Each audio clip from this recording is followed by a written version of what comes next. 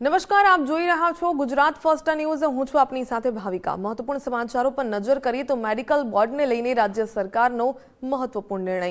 વર્ગ 3ના કર્મચારીઓ માટે નવા મેડિકલ બોર્ડની રચના। વિદ્યા સહાયક, શિક્ષકો, જીએસઆરટીસીના કર્મચારીઓને લાભ મળશે। બદલીના કેસમાં મેડિકલ અભિપ્રાયમાં વેગ મળશે।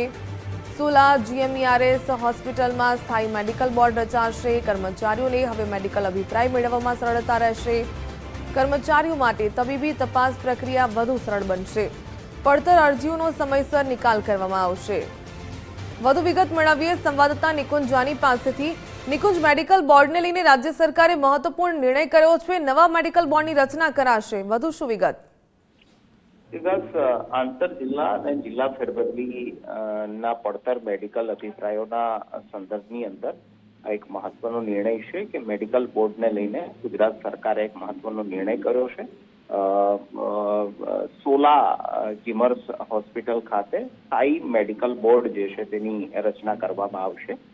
વિદ્યા સહાયક, પ્રાથમિક માધ્યમિક વર્ગ 3ના શિક્ષકો અને જીએસઆરટીસીના વર્ગ 3 અને 4ના કર્મચારીઓ માટે નવી મેડિકલ બેડ જે છે બોર્ડ જે છે તેની આ રચના કરવામાં આવી છે।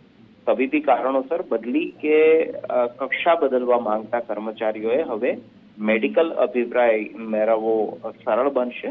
નવા મેડિકલ બોર્ડથી તબીબી તપાસ અને અભિપ્રાયની પ્રક્રિયા વધુ ઝડપી બનશે, તે પ્રકારનો રાજ્ય સરકારનો એક અભિપ્રાય અને તર્ક છે અને તે આધારે સોલા જીમર્સ મેડિકલ હોસ્પિટલ જે આવેલી છે ત્યાં આ મેડિકલ બોર્ડની રચના કરવામાં આવશે।